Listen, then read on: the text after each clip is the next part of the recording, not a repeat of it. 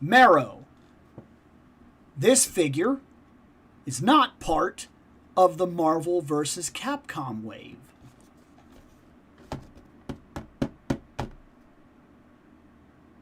Yes, it is.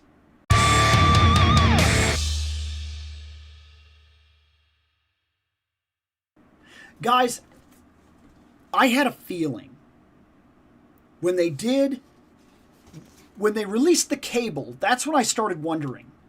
They released the cable, and I said, he is awfully close to the Marvel vs. Capcom cable. Is that? That's got to be a coincidence. Then they start releasing offhand things that are very blatantly from Marvel vs. Capcom. This. Then they go out of their way when they showcase her, and they showcase her in the specific pose from that fighting game. And I'm like, okay, something's going on. They're gearing up for something. And before we know it, we've got a couple of people that are very blatantly Marvel vs. Capcom characters. And they just happen to be jumping into this Marvel vs. Capcom thing at the exact moment that the Jada Street Fighters are taking off. Kind of using another company to promote what you're about to lay down. Then comes the best reveal I've ever seen. I'm talking, I don't care. That is the best pulse they have ever done. And I've heard people argue, well, this is actually from X-Men versus Street Fighter and yada. No, they're not. No, they're not. They are all from Marvel vs. Capcom 2. All of it. The whole wave. You can argue whatever you like. It's all representative of Marvel vs. Capcom 2. He even said when they started the pulse that they were going to take us for a ride. Come on. We know what they're doing.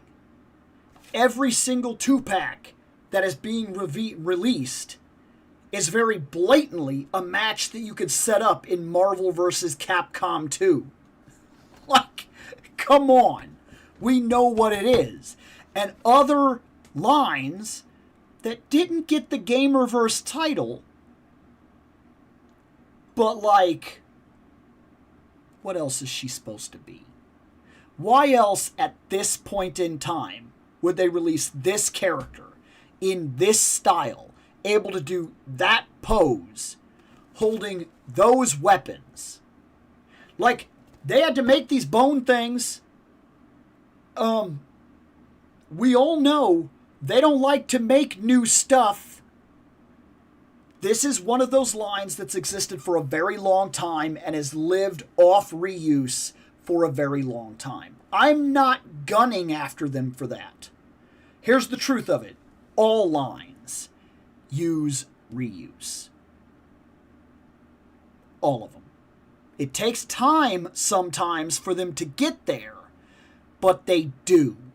And sometimes the reuse of one line is so severe that it basically paves the way for them to be able to use independent sculpting on another line. Take, for instance, somebody's favorite line right now.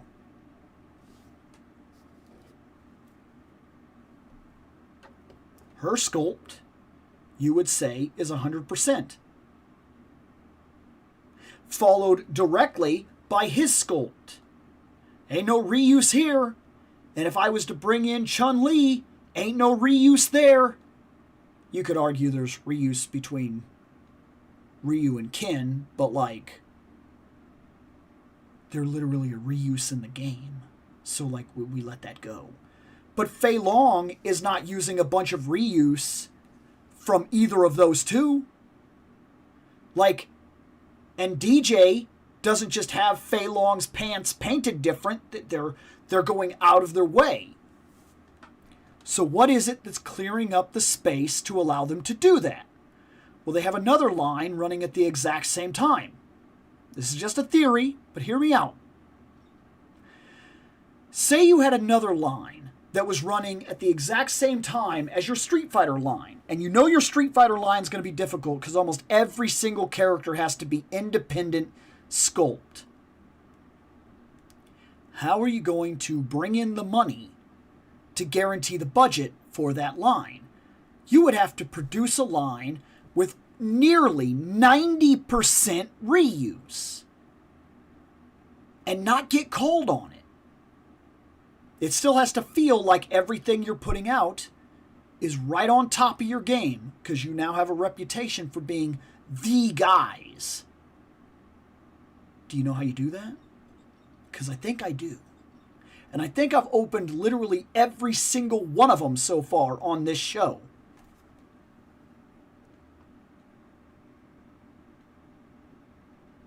Mega Man.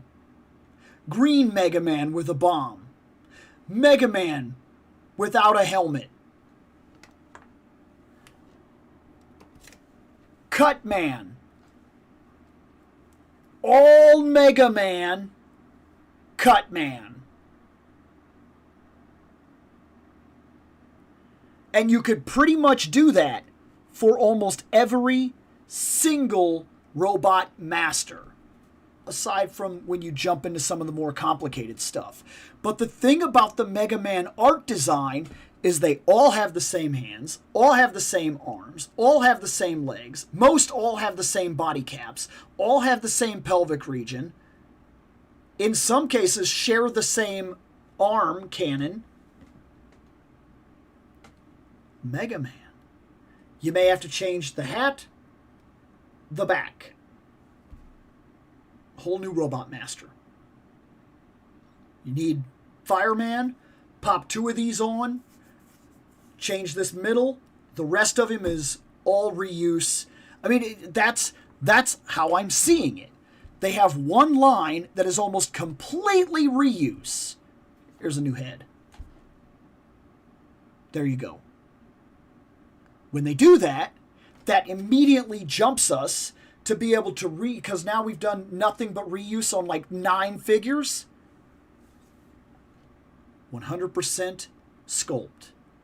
All new, no joking, nearly perfect. Here you go. Let's run. Hey, we need some money to get Sagat off the floor. Okay, sell a Mega Man without the helmet. I'm just saying, like, they know that they can recoup the cost by basically reproducing something that they don't have to put a whole lot of money into. Sell Green Mega Man. Like, I really think that is part of what's going on.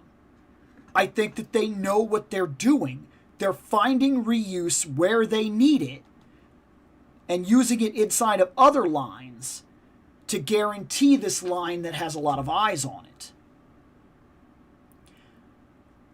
I think that toy companies, all of them, when you're talking about action figures, are running reuses.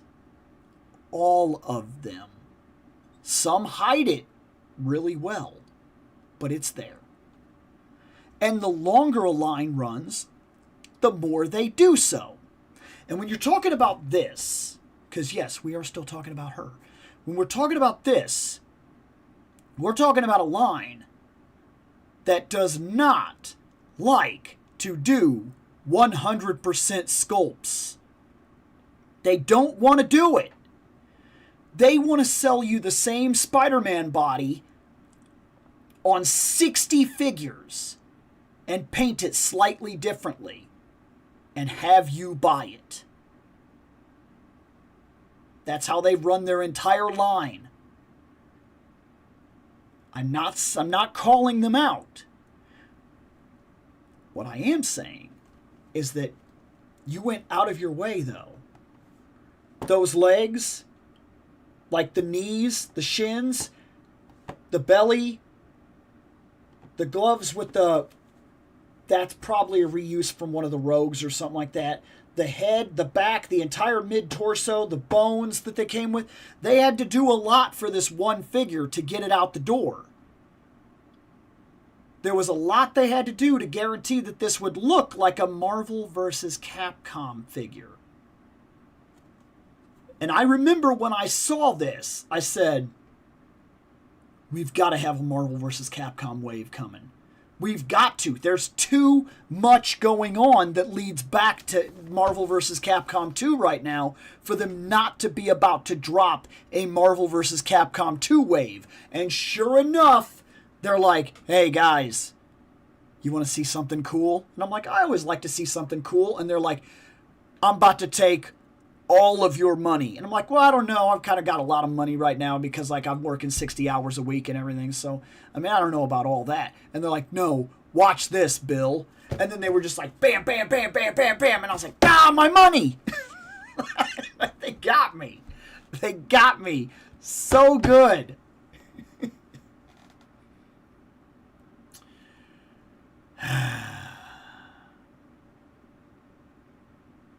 To be fair, though, I'm not complaining.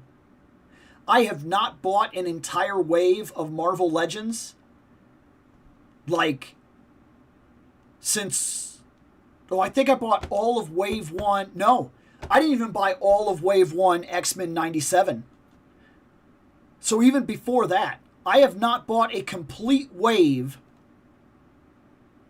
of Marvel, like every single character in a wave,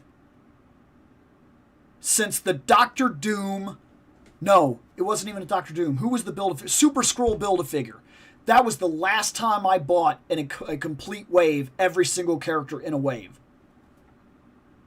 And this one, they're not even hiding the figure I want behind a paywall like Build-A-Figure. They're just like, come and get it, Bill. And I am. And I need to add her to it. So let's open her. Okay. She has karate chop action and punch hand. She's got these two very malleable bones. Like they're bendy. Which is another thing that's cool about her, like weapons, by the way. These could be repurposed to be used for the Savage Land stuff that's coming out right now. Like, this fits the mold for that. I actually think that's really cool. And here she is.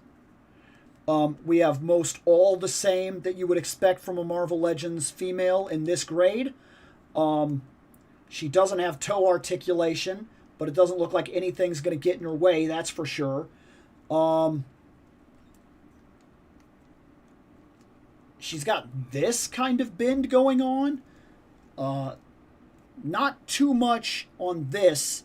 Her neck has a lot of movement, though, because her hair, she has the kind of hair that doesn't get in her way. I love that back. She's super unique for being what she is, regardless of whether or not they had any other intention. The only thing she is really lacking that you wish you had, at least as far as I can tell, it almost feels like there's a bend here, but I'm having trouble, if it is there, I'm having trouble accessing it. Like, yeah. No, I don't think that's a bend. It felt like it, but I don't think that it is. I think that her torso here is solid, for the most part, but like, you can't blame me for thinking, because it even, like, there's even a little gap here, but I don't think it's actually meant to move around too much. Her color separation is solid, not that you expected it to be all that different, because really it's just the green in with the blue and everything. Her colors are very good, though. The face, once again, solid. Most of the faces from this line are actually really good, though. The bones don't move, so what they are is what they are.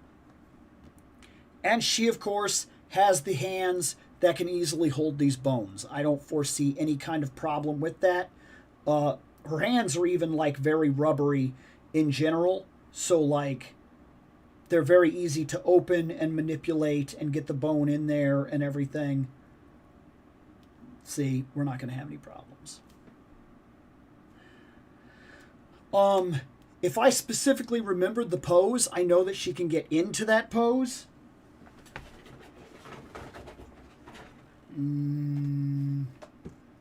There's no character. Like, there's kind of character art, but, like, nothing that's really telling me anything. But, I mean, I don't think you're going to have too much trouble with her. I will say her forward ab crunch is a joke. That's her, just regular. She doesn't really have... It's not really a thing. But she can way go back. All in all, I don't think I need to grade her too harshly about anything, though. Because realistically, I know that they've already showed me, I just have to look the pose back up, that she can do the pose. And that's what I want. I just need her to be able to move. And she moves fine enough while still holding the same problem that all the female bucks in this line have been handling for like the last, it feels like 7 years. They got some fantastic butts, but because they don't want this to be broken up, like you can't do anything. There's a reason everybody went crazy for that Black Widow. It's not a mystery why everybody thought that Black Widow was one of the most amazing things we had ever seen. Because in all honesty, while that Black Widow, and I've still yet to ever have her win one of these episodes, so I have not opened her yet. But I can look right at her and tell you why people are excited about her. They're excited about that Black Widow and that new Jean Grey and whatnot. And for that matter, the Warbird that went crazy off the shelves that I could not get, Ms. Marvel. The reason that people are so excited is because on a Marvel Legends female buck, that feels like the best character ever released. Like, we don't go crazy like that for some of the Spider-Mans that get released. And that's pretty much what creates the movable bodies. Let's be honest about it. You release a new Spider-Man, and that Spider-Man becomes the absolute bulk of the wave. Pizza Spidey. Okay, let's make a Daredevil. Okay, let's make a Quicksilver. Okay, let's make insert here. Deadpool. Like, anybody. Oh, new Spider-Man? Guess what? It's time to re-release a whole bunch of guys, because Spider-Man pretty much sets the buck trend for the entirety of the male line. Oh, new Spider-Man parts. Less run characters again. But the girls don't really get that. Look at the Spider-Gwen that just cannot pose for nothing. Like, you really have to work your camera angles and play around, because she you're talking about a Spider-Woman character, a Spider-Man-esque character. No lower bend. Like, that destroys swinging poses and things like that. They can't move. And you know what it's funnily,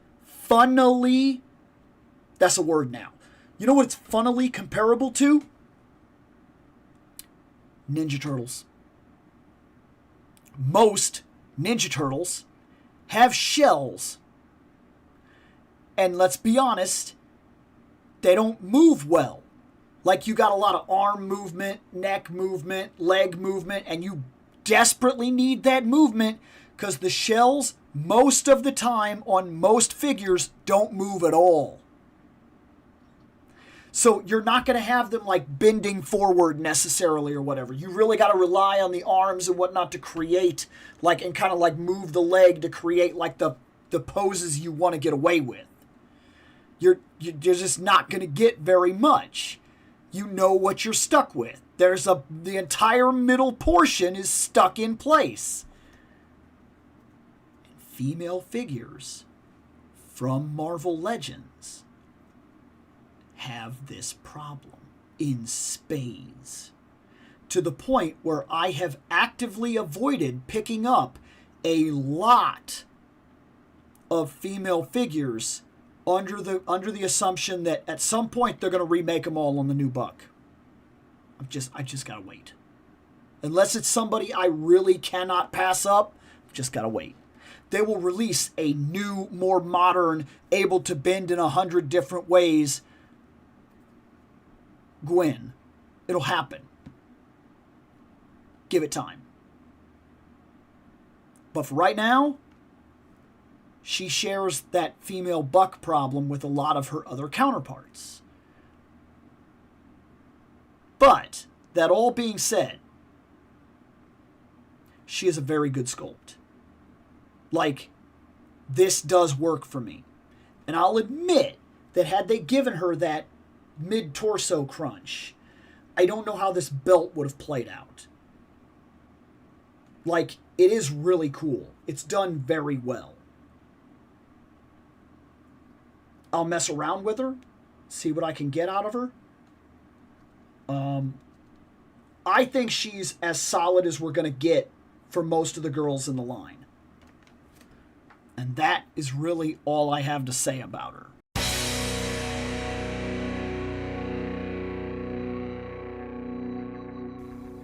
I have spoken.